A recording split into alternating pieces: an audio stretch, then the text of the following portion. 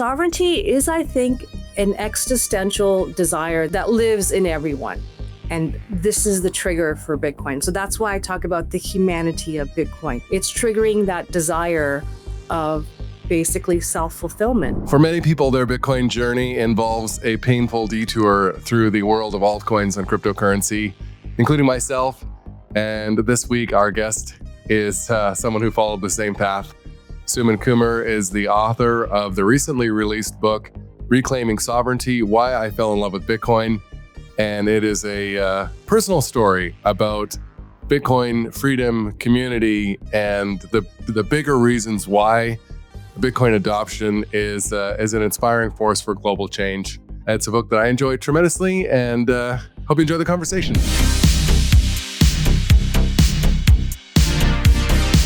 All right, welcome to another episode of the Block Reward Podcast. This week we are talking with author Suman Kumar about her new book, Reclaiming Sovereignty. Suman, welcome to the show. Hi, thank you for having me on, Scott. Great to have you. Yeah. So I really enjoyed your book, and excited to share a little bit about your insights and what motivated you to write it. I think it's maybe a fun place to start. The book is a very sort of personal journey of your forays with cryptocurrency and altcoins, and why don't you maybe just tell us a little bit about your Bitcoin origin story? Yeah, that's a good place to start. Well, it really was, in a way, the betrayal I felt with crypto and what I was seeing and witnessing in the crypto marketplace. In a way, that pushed me into Bitcoin because I was quite disillusioned by what was happening, and how coins go up and then they tank, and VCs come and go. And I was like, well, this is not what it's supposed to be about. And that was not what I was promised. And then I was really at a crossroads. And the really interesting thing for me is that, as we all know, we all have a Bitcoin story. And even though I was very aware of Bitcoin and what it was doing and how it was, behaving, it wasn't until I met people in the space and spoke with Bitcoiners, connected with them, got a feel for just how global the movement is, that I really, some light bulb went off, something got triggered in me, and I realized this is it. This is what sets Bitcoin apart from all the other crypto noise that we hear. And then there was no looking back. And I'm glad I did it. Like it was a real thing, for me to sort of, okay, I'm going to embrace Bitcoin. I'm going to understand it. And I want to hear from people. I want to understand their story. And that became this huge journey and undertaking to write the book. So I was orchestrating many, many things at the same time. And the whole purpose of the book was really to show the world, show readers who are not familiar with Bitcoin what it's all about, and help to demystify it. And of course, debunk some of the myths around it.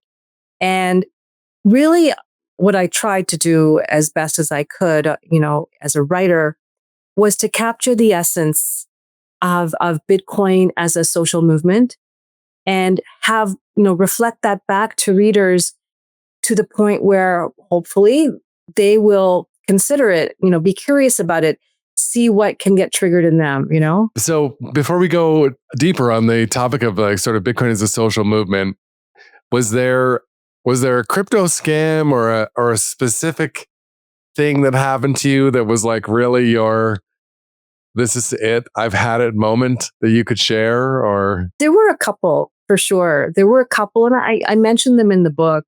So I think the whole FTX fiasco, the kind of corruption, the collapse, that was a big one. Luna was a big one. Like that for me was huge. I was a big supporter of Luna. I will admit that, right? I thought it was the next best thing, having this, currency pegged to the dollar. And, I didn't get wrecked with Luna, but obviously it hurt, I got burned. And I just couldn't believe that could happen, because there's all this propaganda and all this kind of like hype around these currencies that you really believe in them. And I, like a lot of people, believed in crypto because I wanted to create, freedom for myself. I wanted to create this way of life where I could be independent. I wouldn't have to sort of, rely on a, 9 to 5 fiat job. I thought, this is it. I'm going to be a trader. I'm going to do great. And it's going to work really well. And then it all came crashing down. Yeah, I was hoping you were going to go there. I don't know that I've actually told this story on this podcast, but the Luna coin is intimately intertwined with my Bitcoin origin story too. I was also holding what was for me a pretty significant amount of Luna, and it had this high yield. It was paying like a really high kind of interest rate, and it seemed.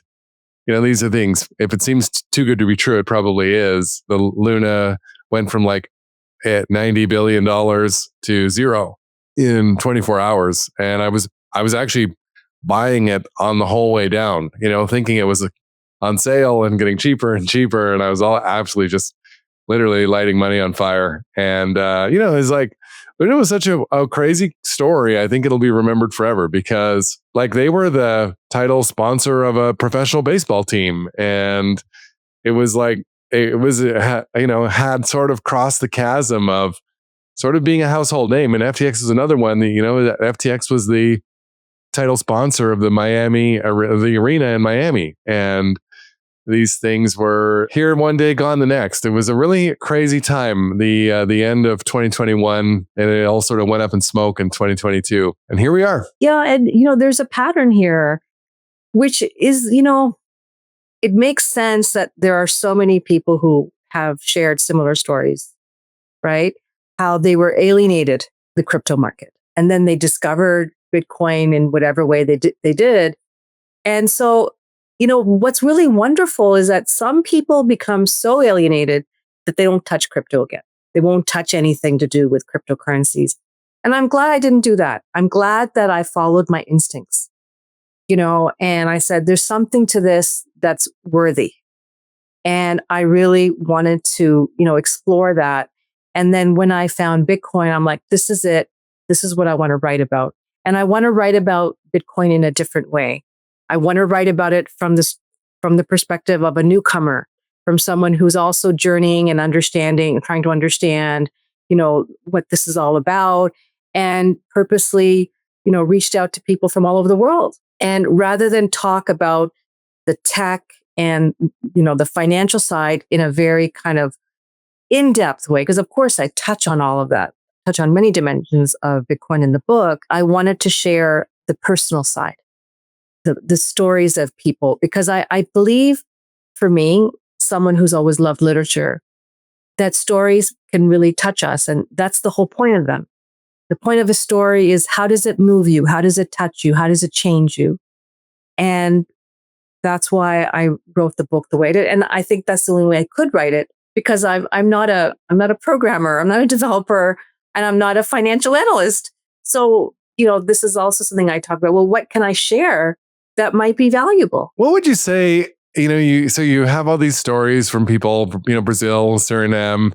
What is like the common thread that you found running through all these different lives and people being touched by Bitcoin? Well, that's a really big question. And I think there are many facets of Bitcoin that one could speak about. The thing that I really kind of feel is an anchor, and let me split the anchor into two. So if I may, I think one of the primary dimensions of Bitcoin is about personal choice that we've never been given before. It's never been available to us, is having choices. Sure, you can decide what you're going to have for dinner. Okay. No one's going to stop you from choosing, right? But to choose something that could have a very, incredible impact on your life, your money, that's huge, because we've never had choice. And so that's one, is having choice. And every story is about how they're using their choices, how they're being utilized through Bitcoin. So that's one. And the other piece I think is very, very clear is the social community dimension of Bitcoin. I think that's a fundamental ethos of what Bitcoin represents, which is the community. It's global. And that is really for me, an incredibly powerful, passionate, beautiful part of Bitcoin is that we are part of something so much bigger than us individually. And yet we are individually also part of it completely as autonomous human beings. That's beautifully said. It is a problem that affects people all over the world, the problem of broken money, and inflation is probably the most pressing financial problem of our time. And it's a great uniter. And I always sort of say, like, Bitcoin has no recruitment barriers, so for people once they spend the time. No, absolutely. I think for me, I was trained in sociology, right? So social movements, understanding the world socially. And so I'm someone who's naturally drawn to phenomenon like this, right? And really what really like landed for me, personally or intellectually is just how Bitcoin transcends all boundaries, barriers globally. We talk about geographical, political boundaries that, you can send Bitcoin anywhere in the world, but it's more than that. It's more than that. Like, this is really uniting the world in a way that's never happened before. And I think that's very powerful because it transcends race, gender, political affiliation, religion. And these are all things that really divide us. And so I talk about the singularity of Bitcoin, and many people do talk about that. And for me, that was very heartfelt. And when I use the words in my title, how I fell in love with Bitcoin, I really mean it. Like, that was it for me, because I've always been someone who did think globally, act locally, think globally. And it is incredible, uniting the world in ways that I think people have not yet fully opened their eyes to. Many of us have, of course, we're always talking about it, but many people don't really understand the real value here in this. Yeah, it's funny, like you mentioned it, and I think this is a really common thing. Your own story, like mine, started with sort of thinking about trying to create financial freedom or maybe get rich, or however people are thinking about it. And which is a funny thing that Bitcoin will do. It may do that for you, but it also exposes you to all these other things that are typically what keep people interested and diving deeper and deeper into the Bitcoin space. And it's a very beautiful thing to watch unfold in real time. Yeah, and I'll just add here, I think that the monetary side is naturally and obviously the most pressing. Right? It's the piece that really grabs people. But I think what it also does, like Bitcoin, it is acting as a catalyst for something so much bigger. And so that is why within the ecosystem, there is just such a plethora of ideas and nuanced understanding of Bitcoin from a very personal perspective, where people are bringing, just the kind of existential, emotional, personal value it's having for them, because everything is interrelated, right? We can't be free emotionally if we're, bound to a system that's not allowing us to live authentically, right? We don't have control over our world, our environment. What's the level of freedom? And I think it's a range, and of course, Bitcoin speaks to, a very broad and diverse demographic of people. The global South is where Bitcoin is needed the most right now, because their inflation rates are, above 50%, in certain circumstances. Totally. I say this to people all the time. It's like, if you're living in North America or Europe, I mean, inflation is definitely making things harder than they used to be, but we don't really have an urgent need to use Bitcoin to pay for Starbucks. So for a lot of people who live in these countries, it's like, seems maybe far off in the distant future or still sort of like niche, but places where the money is way more broken already, it is an urgent tool for financial survival that already today is really changing people's lives. Yeah. And I'm really happy to see, all of the conversations going on Twitter around this. where more and more information is surfacing, stories and examples of how Bitcoin is being used. And this was also a really big part of my writing journey and discovery of Bitcoin was meeting people from the global South and hearing about how Bitcoin is being utilized. Like I was shocked. I really didn't have any idea of just what an invaluable instrument it's become.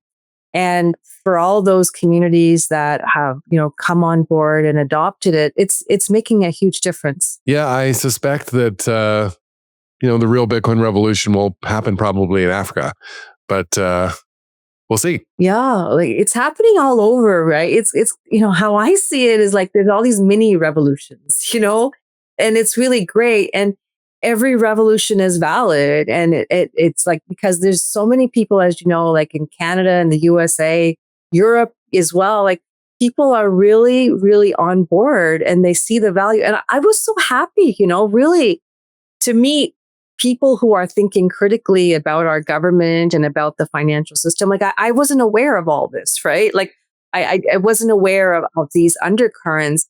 And, being a lefty of the 80s, like I was like, wow, this is really great, right? That people are, openly criticizing and being, and saying it doesn't have to be this way. And what I also loved is it wasn't a fringe group. And I really tried to dispel that myth in the book as well. Like we're not talking about, a bunch of crazy anarchists or anything like that. Like I love anarchists and they have a place. Analysts, financial analysts, people who are part of the central banking system are saying, no, it's not, feasible. What they're doing is not feasible. The structure is not feasible and it's broken. And when people like that talk, like people sit up and listen, right? Because they understand the ins and outs of how our system works. Like I didn't study economics. So, and I think this is why, Safadine is such a huge pillar of the community, because he's a scholar and he brought scholarly writing to Bitcoin and explained it in ways we could all understand and said, no, there's a problem here. And I'm going to attack the situation, and I'm going to prove the validity of Bitcoin. Yeah. If you're listening and you have not read the Bitcoin Standard, stop what you're doing and order yourself a copy. It is a foundational Bitcoin read, without a doubt. Safadine is one of my favorite Bitcoin personalities. So the title, and you talk a lot about sovereignty in the book. What does sovereignty mean to you? Yeah, sovereignty is a catchphrase we use in Bitcoin, right? We use it all the time. And I talk about it in this way that's very broad. And at the same time, it's very specific. So there are many dimensions to sovereignty, because there's different kinds of sovereignty, right? And for me, since you're asking me what does it mean to me? Well, it means just what I had sort of started the conversation with, which is choice, is having the choice to decide how I want to live my life, having the choice to decide what kind of job I want to take, and not being hostage to a situation because I don't have other options, right? So just to take it to a broader level, like I live on a First Nations reserve, and, people have been struggling with sovereignty for decades, millennia, right? And so I live in a community that had to fight for sovereignty at a very basic level, where they had to fight for their language. They had to fight to be able to raise their kids, right? These are things we don't think about, but, there are so many layers to it, right? So sovereignty is, I think, an existential desire that lives in everyone. And this is the trigger for Bitcoin. So that's why I talk about the humanity of Bitcoin. What is it that Bitcoin is doing for us that nothing else is capable of? Well, it's triggering that desire of basically self-fulfillment, because I think it's naturally desire is to be free. It's an innate desire to be free. Yeah, absolutely. We've all maybe had different brushes with the realization that we're maybe not as free as we thought we were. I like the way you said that. Like we wake up to realizing we're not as free as we thought. That's very powerful, because I believe that if you want your freedom, you have to fight for it. You have to work for it. And well, and it takes courage to do that.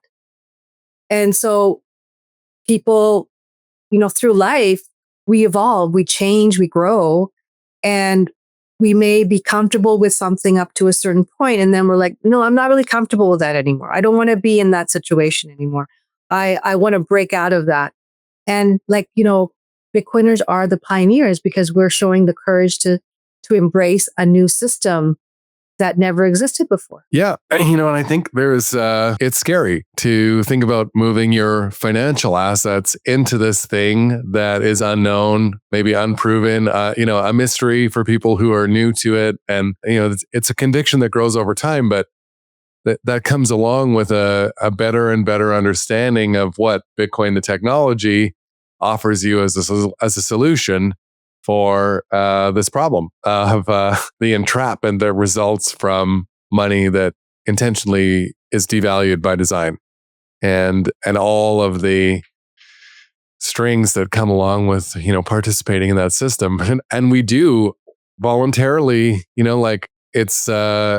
it's consent when we don't have the courage to make a change. We are all perpetuating that system as a result of willingness to let it go on. What's compliance, right? It's a form of compliance. Absolutely. Yeah. It does take courage to say, I'm going to criticize that which is taken for granted. And it is it's a foundational basis of how we live. We can't live without money. We have to, that's the basis of which we buy and sell everything, right? So it takes courage. But here's what one discovery I made along the way, in writing.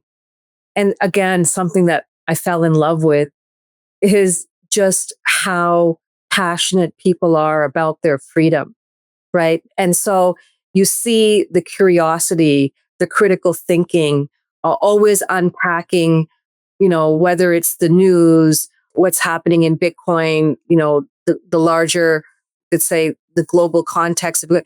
People want to be aware because they're taking charge of their lives.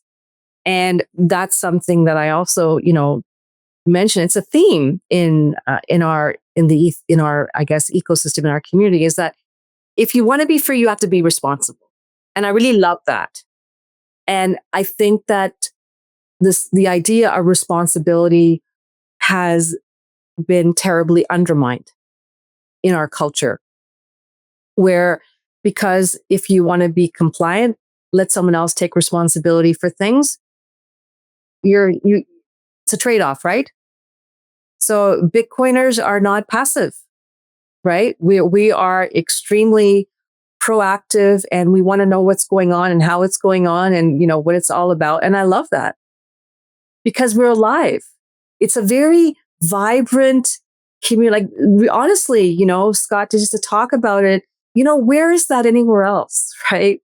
I'm not saying we don't have fun. Of course we have fun like everyone else, but we're engaged in life in a very kind of concrete way that I feel is being lost, because there's noise and distractions everywhere. So yeah, and I think it has intimately to do with what you're talking about, sovereignty, right? It's choosing sovereignty, and that it is innately an empowering decision. It's a choice towards optimism, I think, and as a result, you can't help but change the way you live, change the people you interact with, and here we are. Yeah.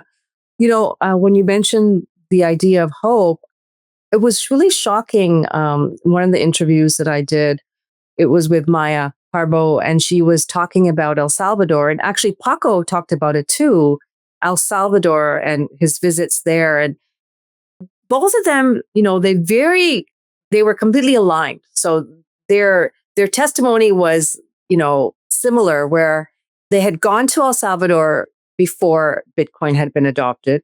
And what was the environment like? And it was scary, violence on the streets. You didn't feel safe. And then after, once Bitcoin was adopted and Pele took over, it was hope. There was a sense of hope, right? And that is incredible, because if you lose hope in life, it kills your motivation to try, right? It kills your belief that you can have a better life. So you tell a story about Elle, and as a young person, I wonder what your thoughts on the role that Gen Z will play in the future of Bitcoin adoption. wow, well, they're the future, man. Like, come on, like the future is good. Like, youth are going to be the future. Like, in 25 years, I may not be sitting here. It'll be a Gen Z sitting here. It'll be a Gen Z podcaster, right? So they are the future. And, it's really important that we foster and nurture Bitcoin education with them. And I think it's there. There's a lot happening. And I have, by the way, a Gen Z daughter, right? So, I try and doing my best as a parent to foster a sense of, financial responsibility and, what does your future look like, with Bitcoin. But they're going to inherit. So they're going to inherit everything that we create, and then they're going to take it further. Yeah, I think it's a bright future. We've had a handful of the Gen Z Bitcoiners on the show over the lifespan, and I'm always amazed what young people who have kind of embodied these sovereignty principles early in their lives. It's cool to see what they're accomplishing at very young ages. And for anyone who missed the episode with Ella Huff from February, that would be one to point in your direction if you're listening. So you've been you spent all this time writing this book, and you've been immersed in this global Bitcoin community for a couple of years now. How has your definition of freedom evolved? Well, I feel, honestly, I feel this sense of relaxation. Like, I feel relaxed. It's crazy, but I feel very relaxed. Like, there's so much chaos going on. There's so much violence. There's so much war. And I see all that. Well, I have to look at what I can control, right? What can I control in my life? And so I feel the sense of peace, really, once I began understanding Bitcoin. I feel really happy to be part of the community that's here, really enjoying that. Like, it's nice because I've kind of been in a cave for 2.5 years almost, writing. And then now I'm out and about in the world and meeting people like yourself and, other podcasters and people. And I was at Consensus a little while ago, and that was really great, meeting Bitcoiners there. So really enjoying the engagement, of meeting people and hearing their stories. And I try and get to meetups when I can, when I'm not on the reserve. So yeah, I feel great about it. I feel I'm only moving ahead. I already sort of have an idea of what I want to do next in terms of writing. Honestly, I'll just share this.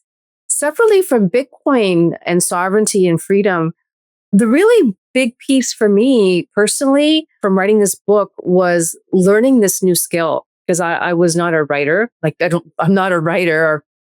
And so I came into this completely, new to the process, to publishing.